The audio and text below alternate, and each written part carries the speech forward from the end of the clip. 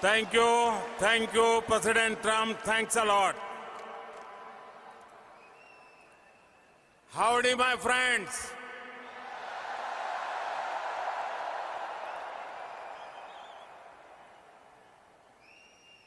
ये जो दृश्य है,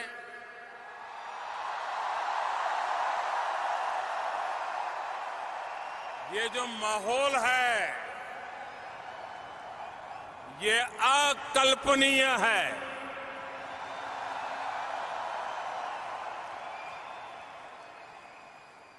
और जब टेक्सास की बात आती है तो हर बात भव्य होनी, विशाल होनी, ये टेक्सास के स्वभाव में है।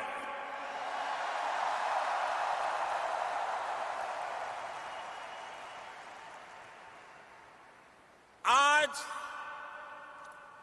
टेक्सास की स्पिरिट यहां भी रिफ्लेक्ट हो रही है। इस अपार जनसमूह की उपस्थिति केवल अरिथमेटिक तक ही सीमित नहीं है। आज हम यहां एक नई हिस्ट्री बनते हुए देख रहे हैं और एक नई केमिस्ट्री भी।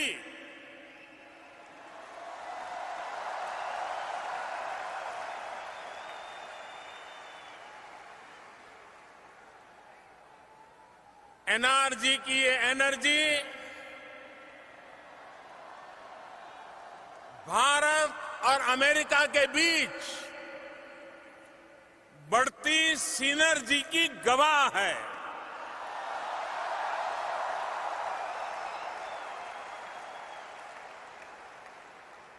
प्रेसिडेंट ट्रंप का यहां आना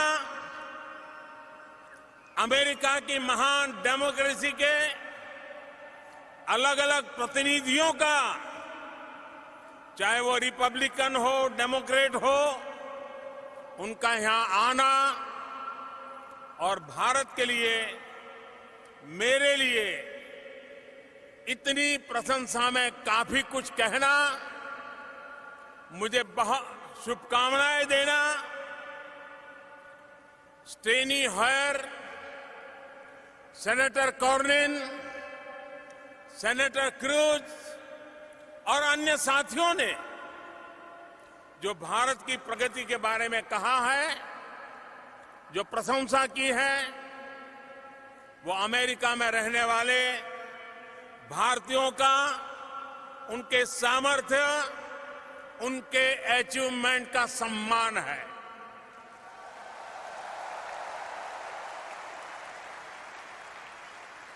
$130 करोड़ यानी 1.3 बिलियन भारतीयों का ये सम्मान है।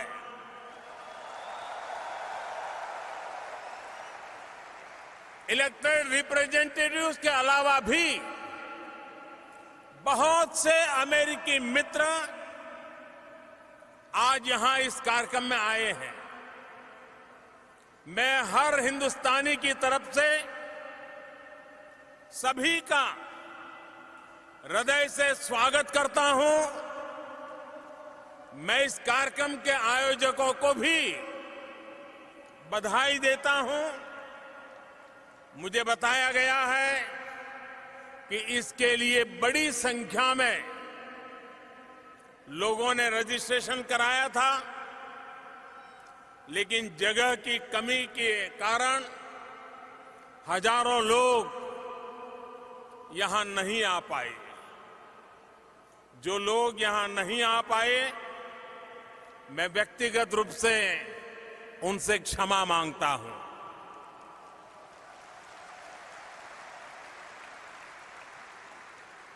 मैं ह्यूस्टन, टेक्सास प्रशासन को भी,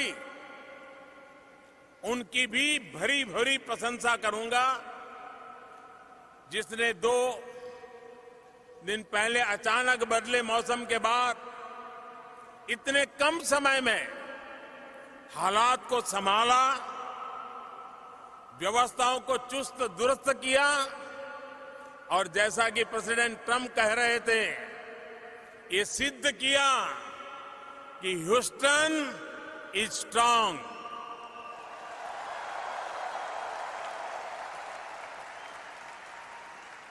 साथियों, इस कार्यक्रम का नाम हाउडी मोदी है। हाउडी मोदी। लेकिन मोदी अकेले कुछ नहीं है।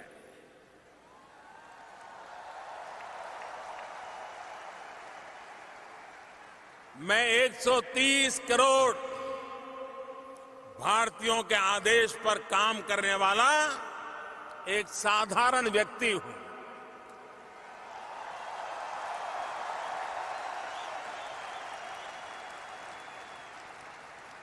और इसलिए जब आपने पूछा है हाउडी मोदी, तो मेरा तो मन कहता है उसका जवाब यही है, भारत में सब अच्छा है।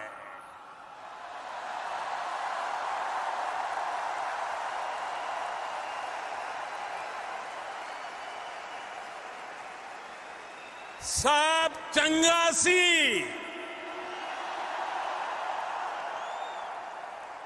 બધા જ મજામાં છે।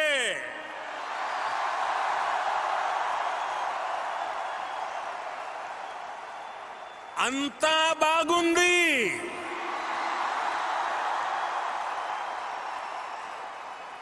એલ્લા ચેન્નાગીરે,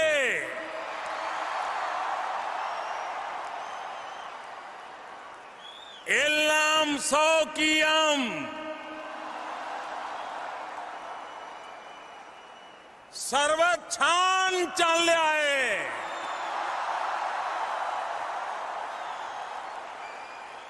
सब खूब भालो, सबू भल्ला अच्छी। साथियों, हमारे अमेरिकी मित्रों को ये आश्चर्य हो रहा होगा कि मैंने क्या बोला है। प्रेसिडेंट ट्रंप और मेरे अमेरिकी मित्रों, मैंने इतना ही कहा है, एवरीथिंग इज फाइन।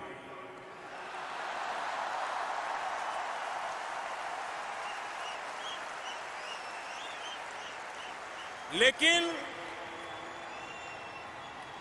भारत की कुछ अलग अलग भाषाओं में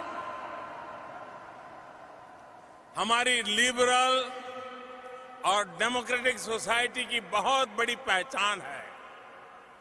ये हमारी भाषाएं सदियों से हमारे देश में सैकड़ों भाषाएं, सैकड़ों बोलियां सह अस्तित्व की भावना के साथ आगे बढ़ रही है और आज भी करोड़ों लोगों की मातृभाषा बनी हुई है।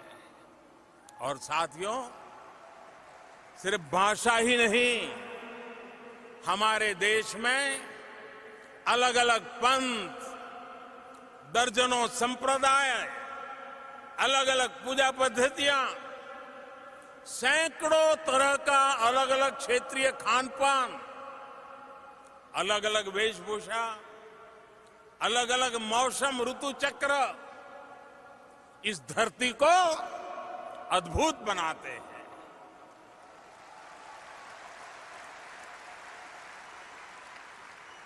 विविधता में एकता,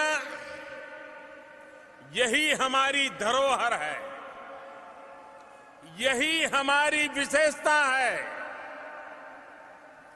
भारत की यही डायवर्सिटी हमारी वाइब्रेंट डेमोक्रेसी का आधार है, यही हमारी शक्ति है, यही हमारी प्रेरणा है। हम जहां भी जाते हैं, डायवर्सिटी, डेमोक्रेसी के संस्कार साथ साथ लेकर के साथ चले जाते हैं। आज यहां इस स्टेडियम में बैठे 50,000 से ज्यादा भारतीय हमारी महान परंपरा के प्रतिनिधि बनकर आज यहां उपस्थित हैं। आप में से कई तो ऐसे भी हैं जिन्होंने भारत में डेमोक्रेसी के सबसे बड़े उत्सव 2019 के चुनाव में भी अपना सक्रिय योगदान दिया है। वाकई ये एक ऐसा चुनाव था जिसने इंडियन डेमोक्रेसी की शक्ति का परचम पूरी दुनिया में लहरा दिया। इस चुनाव में 61 करोड़ यानी कि 610 मिलियन से अधिक वोटर्स ने हिस्सा लिया। एक तरह से अमेरिका की टोटल पॉपुलेशन का लगभग डबल।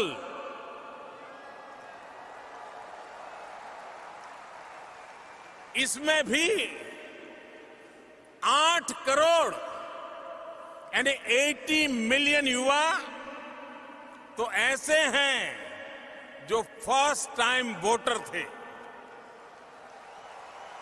भारत की डेमोक्रेसी के इतिहास में सबसे ज्यादा विमेन वोटर्स ने इस बार वोट डाला था और इस बार सबसे ज्यादा संख्या में महिलाएं चुनकर भी आई हैं। साथियों, 2019 के चुनाव ने एक और नया रिकॉर्ड स्थापित किया। 60 साल के बाद, आफ्टर 6 decades, 60 साल के बाद ऐसा हुआ जब पूर्ण बहुमत के साथ बनी कोई सरकार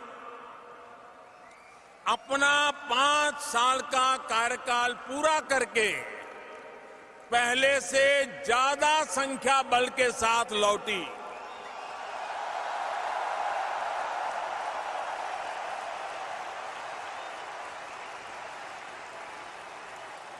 ये सब आखिर क्यों हुआ? किसकी वजह से हुआ?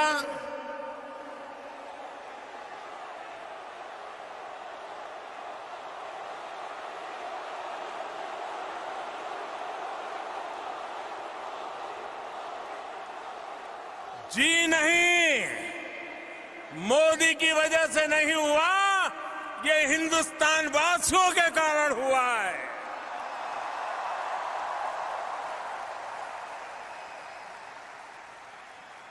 साथियों, धैर्य हम भारतीयों की पहचान है, लेकिन अब हम अधीर हैं देश के विकास के लिए।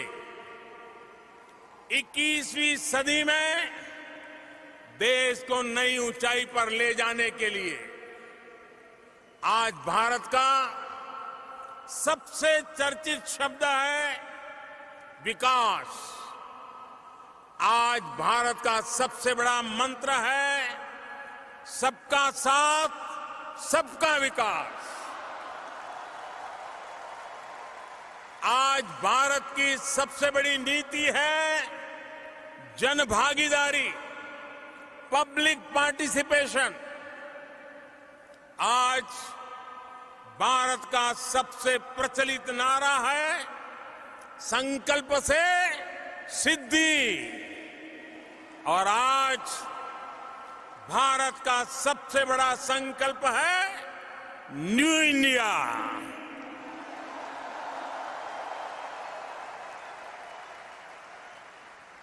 भारत आज न्यू इंडिया के सपने को पूरा करने के लिए दिन रात एक कर रहा है।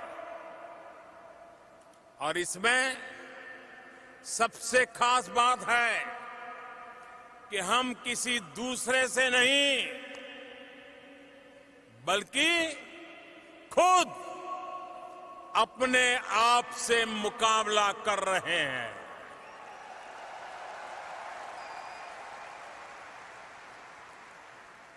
We are challenging ourselves. We are changing ourselves. साथियों, आज भारत पहले के मुकाबले और तेज गति से आगे बढ़ना चाहता है। आज भारत कुछ लोगों की इस सोच को चैलेंज कर रहा है, जिनकी सोच है कुछ बदल ही नहीं सकता है।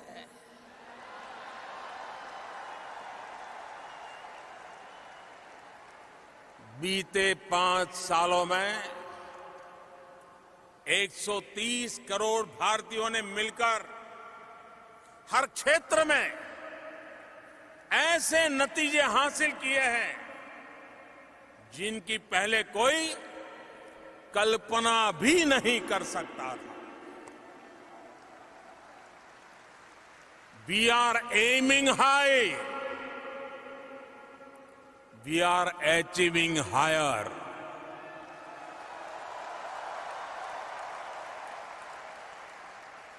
भाइयों और बहनों, 7 दशकों में देश का रूरल सैनिटेशन 38% पहुंचा था। 5 साल में हमने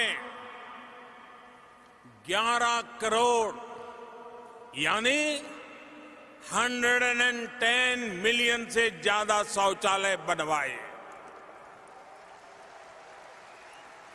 आज रूरल सैनिटेशन 99% पर है।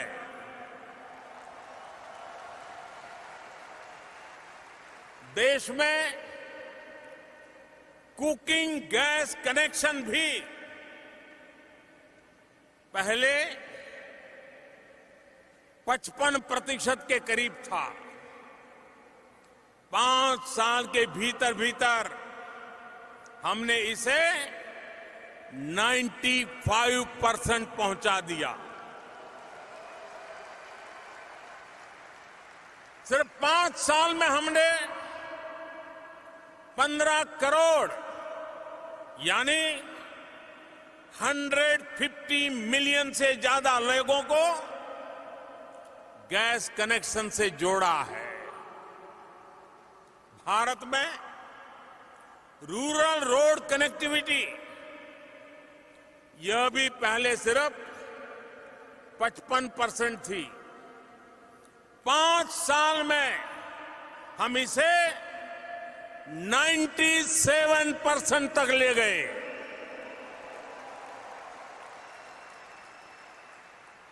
सिर्फ 5 साल में हमने देश के ग्रामीण इलाकों में 2 लाख किलोमीटर यानी 200,000 किलोमीटर से ज्यादा सड़कों का निर्माण किया है। भारत में 50% से भी कम लोगों के बैंक अकाउंट थे। आज 5 साल में लगभग 100% परिवार बैंकिंग व्यवस्था से जुड़ चुके हैं। 5 साल में हमने 37 करोड़ यानी 370 मिलियन से ज्यादा लोगों के नए बैंक अकाउंट खुलवाए हैं। साथियों, आज जब लोगों की बेसिक नेसेसिटीज की चिंता कम हो रही है, तो वो बड़े सपने देख पा रहे हैं। उन्हें अचीव करने के लिए सारी एनर्जी उस दिशा में लगा रहे हैं। साथियों, हमारे लिए जितना ईज ऑफ डूइंग बिजनेस का महत्व है, उतना ही ईज ऑफ लिविंग का भी।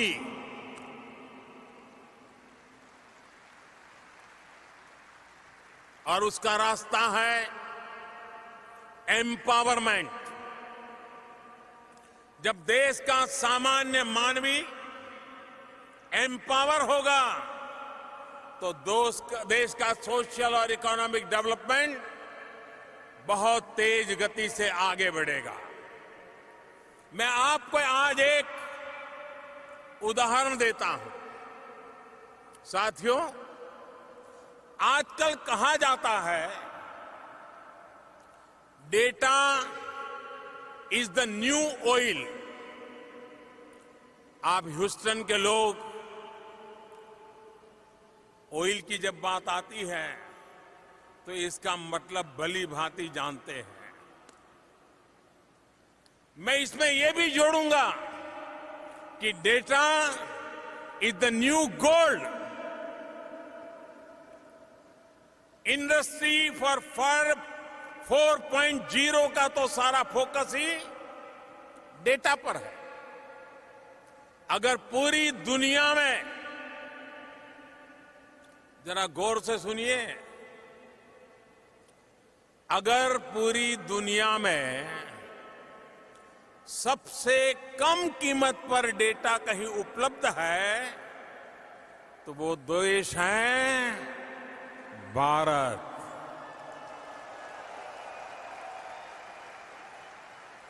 आज भारत में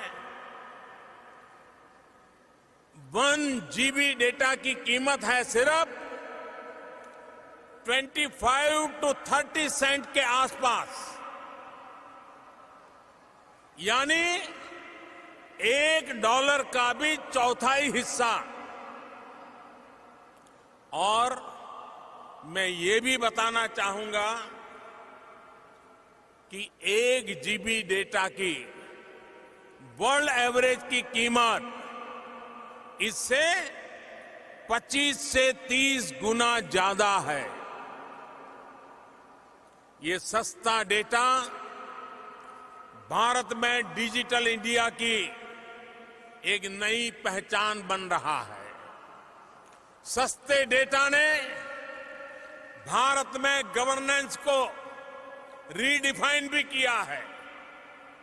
आज भारत में सेंट्रल गवर्नमेंट और स्टेट गवर्नमेंट्स की करीब करीब 10,000 सर्विसेज ऑनलाइन उपलब्ध है।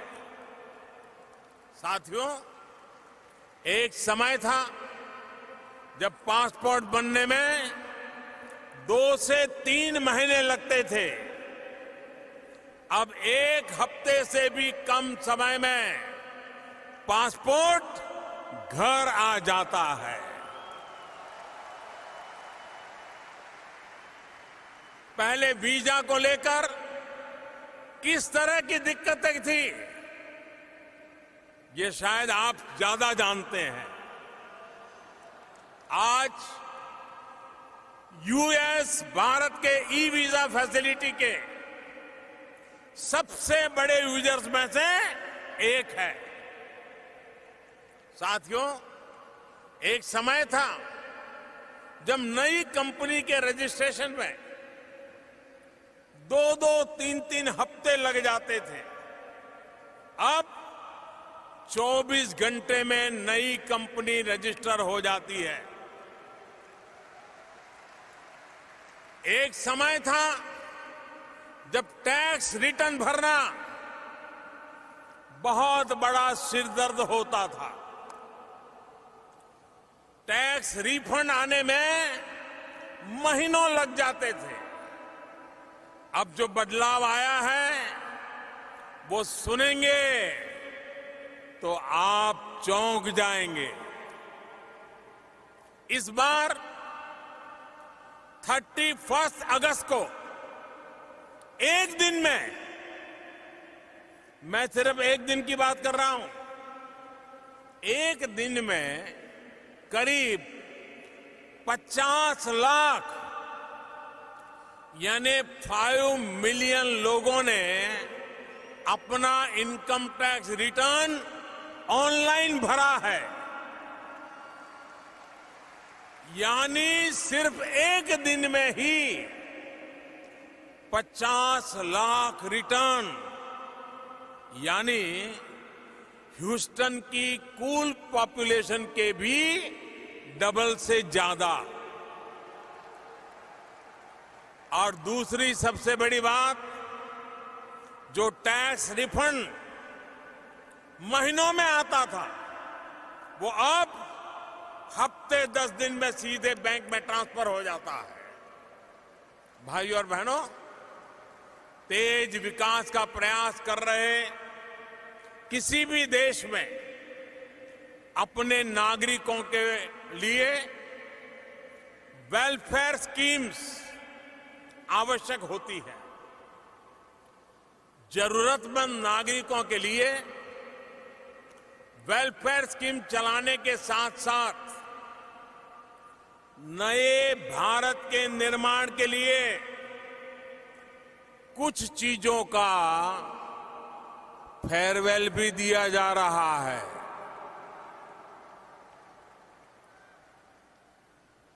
हमने जितना महत्व वेलफेयर को दिया है, उतना ही फेयरवेल को भी दे रहे हैं।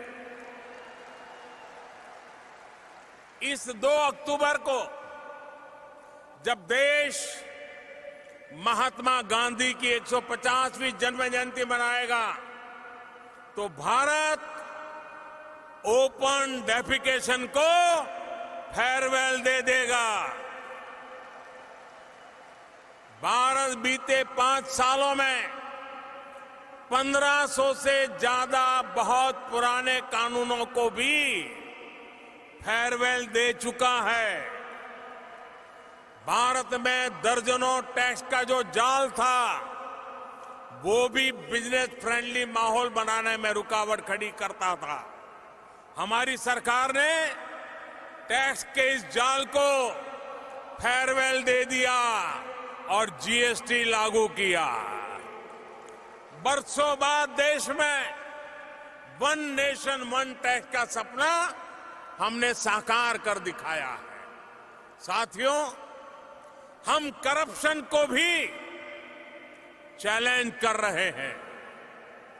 उसे हर स्तर पर फेयरवेल देने के लिए एक के बाद एक कदम उठा रहे हैं। बीते 2-3 साल में भारत ने 3.5 लाख यानी 350,000 से ज्यादा संदिग्ध कंपनियों को भी फेयरवेल दे दिया है। हमने 8 करोड़ यानी 80 मिलियन से ज्यादा ऐसे फेक नेम्स को भी फेयरवेल दे दिया है, जो सिर्फ कागजों पर थे और सरकारी सेवाओं का फायदा उठा रहे थे। और साथियों, आप कल्पना कर सकते हैं, इन फर्जी नामों को हटाकर कितने रुपये गलत हाथों में जाने से बचाए गए हैं। करीब करीब 1.5 लाख करोड़ रुपए, यानी तकरीबन 20 बिलियन यूएस डॉलर्स एक देश में, हम देश में एक ट्रांसपेरेंट इकोसिस्टम बना रहे हैं ताकि विकास का लाभ हर भारतीय तक पहुंचे। और भाइयों बहनों, एक भी भारतीय विकास से दूर रहे, ये भी भारत को मंजूर नहीं है।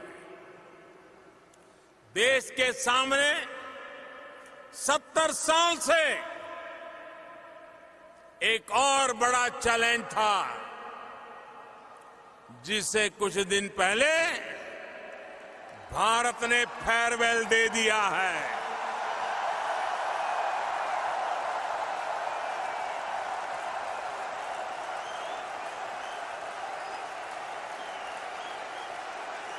आप समझ गए?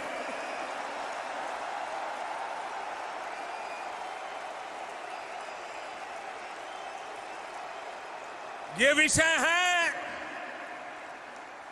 आर्टिकल 370 का।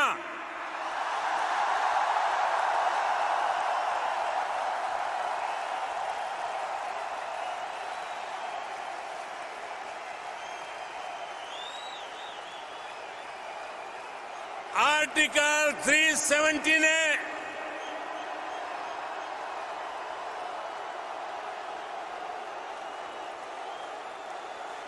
आर्टिकल 370 ने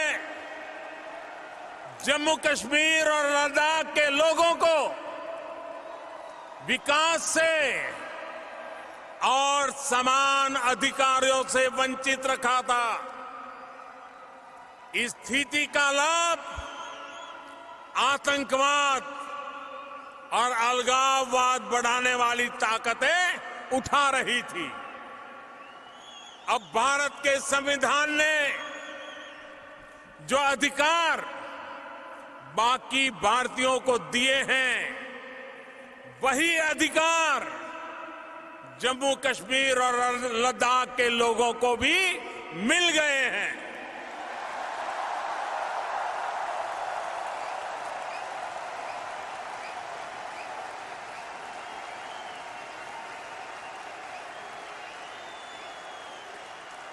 वहां की महिलाओं, बच्चों, दलितों के साथ हो रहा भेदभाव खत्म हो गया है।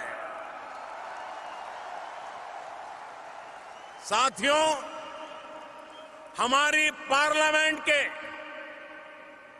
अपर हाउस, लोअर हाउस दोनों में घंटों तक इस पर चर्चा हुई, जिसका देश और दुनिया में लाइव टेलीकास्ट हुआ।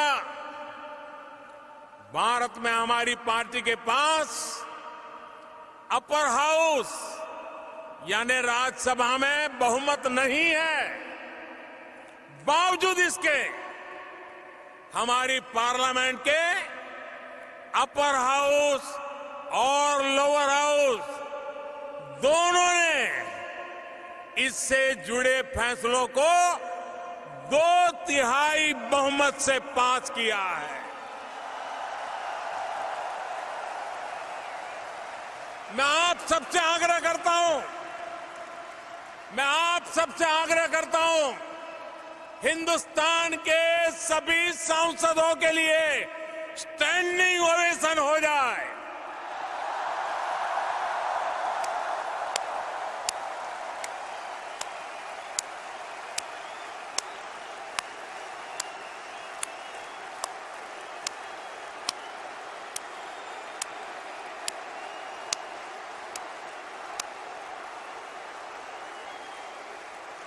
हाँ, बहुत बहुत धन्यवाद आपका। भारत अपने यहां जो कर रहा है, उससे कुछ ऐसे लोगों को भी दिक्कत हो रही है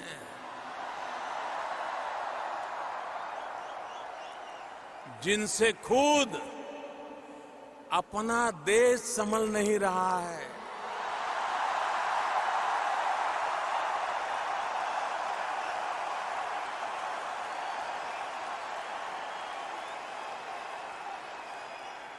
इन लोगों ने भारत के प्रति नफरत को ही अपनी राजनीति का केंद्र बना दिया है।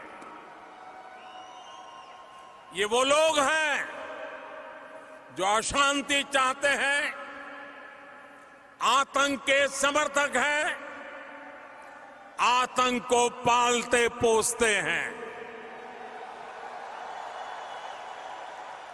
उनकी पहचान सिर्फ आप नहीं, पूरी दुनिया अच्छी तरह जानती है।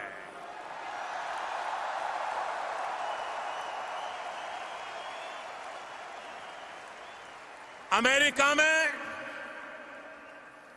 9/11 हो या मुंबई में 26/11 हो, उसके साजिशकर्ता कहां पाए जाते हैं?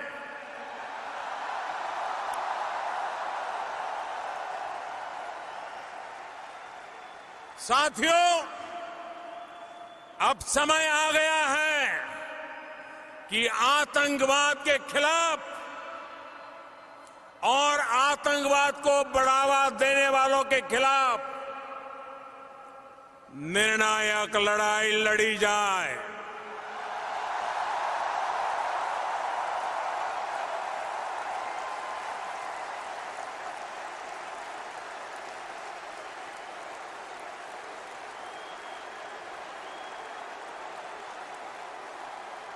मैं यहां पर जोर देकर कहना चाहूंगा कि इस लड़ाई में प्रेसिडेंट ट्रंप पूरी मजबूती के साथ आतंक के खिलाफ खड़े हुए हैं।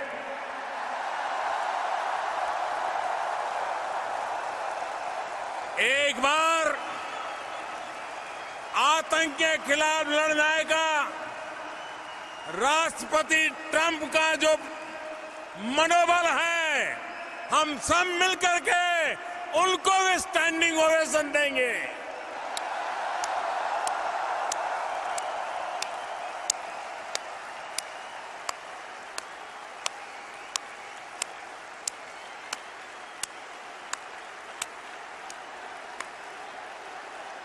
थैंक यू दोस्तों, भाई और बहनों। भारत में बहुत कुछ हो रहा है, बहुत कुछ बदल रहा है और बहुत कुछ करने के इरादे लेकर के हम चल रहे हैं।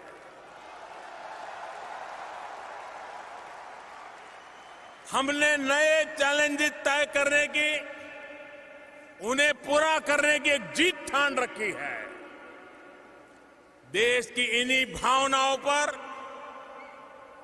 मैंने कुछ दिन पहले एक कविता लिखी थी।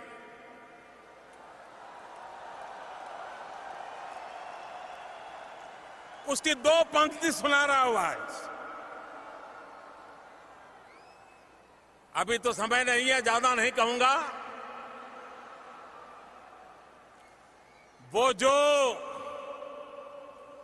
वो जो मुश्किलों का अंबार है, वो जो मुश्किलों का अंबार है, वही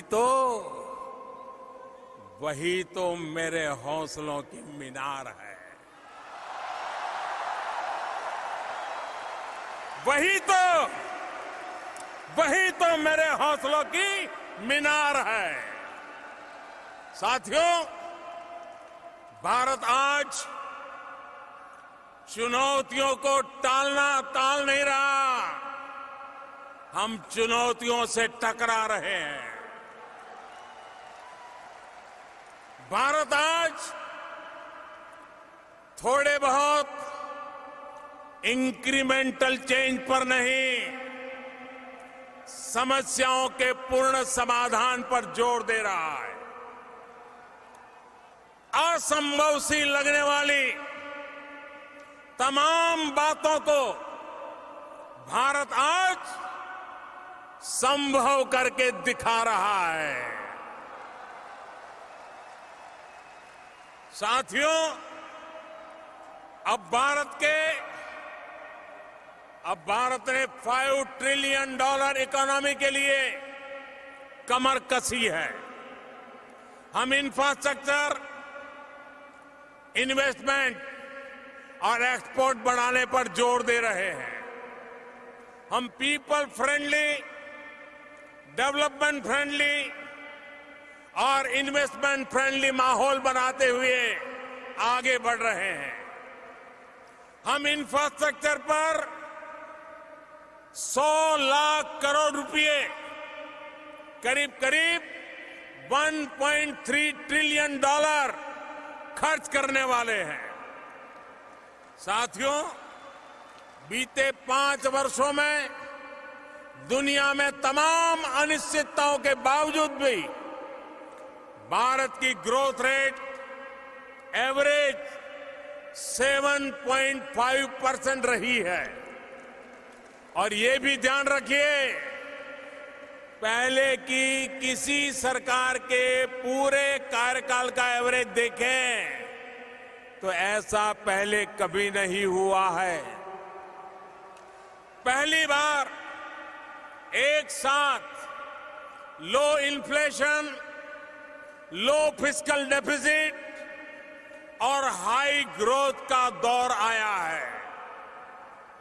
आज भारत दुनिया के बेहतरीन एफडीआई डेस्टिनेशन में से एक है।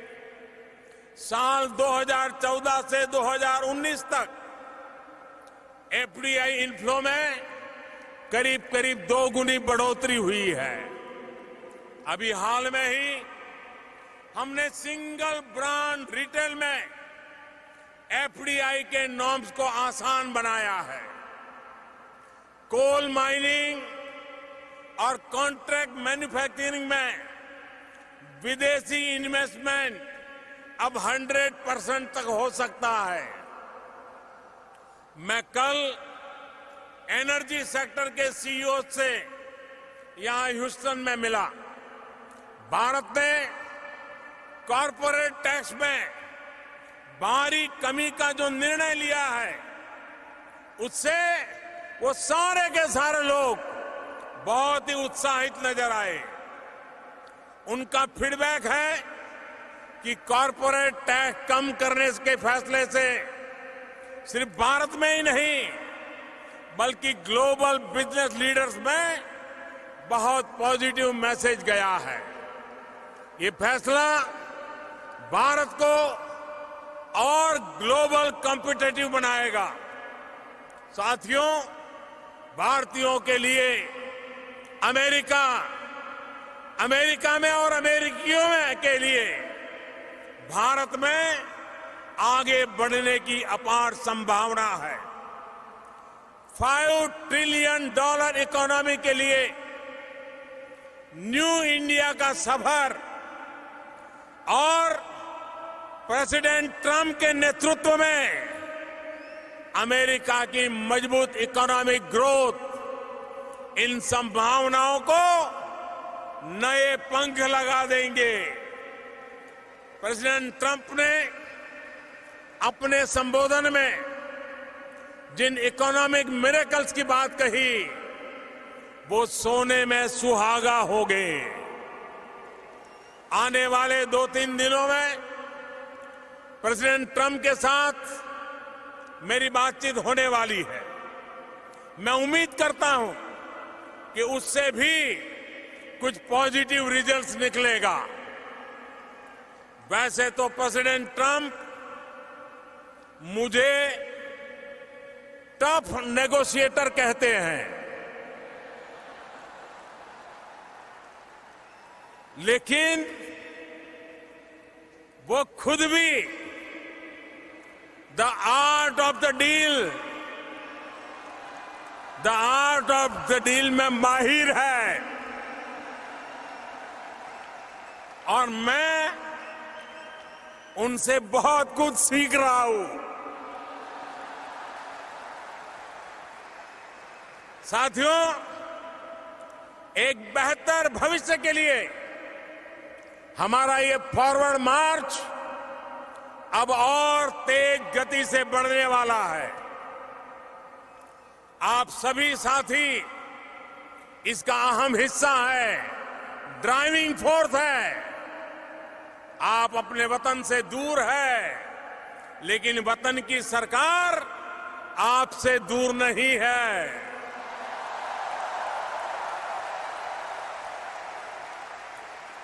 बीते 5 वर्षों में हमने इंडियन डायस्पोरा से संवाद के मायने को और संवाद के तरीके दोनों बदल दिए हैं। अब विदेशों में भारत के दूतावास और काउंसलेट सिर्फ सरकारी कार्यालय नहीं बल्कि आपके पहले साथी की भूमिका में है। विदेश में काम करने वाले साथियों के लिए उनके हितों की सुरक्षा के लिए भी सरकार लगातार काम कर रही है। मदद, ई-माइग्रेट, विदेश जाने से पहले प्री डिपार्चर ट्रेनिंग, प्रवासी भारतीयों की बीमा योजना में सुधार, सभी पीआईओ कार्ड को ओसीआई कार्ड की सुविधा, ऐसे तमाम कार्य किए गए हैं जिन्होंने प्रवासी भारतीयों को विदेश जाने से पहले और बाद में काफी मदद की है। हमारी सरकार ने इंडियन कम्युनिटी वेलफेयर फंड को भी मजबूत किया है। विदेश में कई नए शहरों में प्रवासी भारतीय सहायता केंद्र भी खोले गए हैं। भाइयों और बहनों, आज इस मंच से जो संदेश निकला है उसकी छाप 21वीं सदी में नई परिभाषाओं को जन्म देगी, नई संभावनाओं को जन्म देगी। हमारे पास समान लोकतांत्रिक मूल्यों की शक्ति है। दोनों देशों में नवनिर्माण के समान संकल्प है और दोनों का साथ हमें एक उज्जवल भविष्य की ओर जरूर ले जाएगा। मिस्टर प्रेसिडेंट, मैं चाहूंगा कि आप सब परिवार भारत आए, हम और आप हमें अपना स्वागत करने का अवसर दें। हम दोनों की ये दोस्ती भारत अमेरिका के शेयर्ड ड्रीम्स और वाइब्रेंट फ्यूचर्स को नई ऊंचाई देगी। मैं राष्ट्रपति ट्रंप का अमेरिका की राजनीतिक, सामाजिक और बिजनेस से जुड़े तमाम लीडर्स को यहां आने के लिए फिर से एक बार हृदय से बहुत बहुत आभार व्यक्त करता हूं। टेक्सास की गवर्नमेंट, यहां के प्रशासन को भी बहुत बहुत धन्यवाद देता हूं। Thank you Houston, thank you America, may God bless you all. Thank you.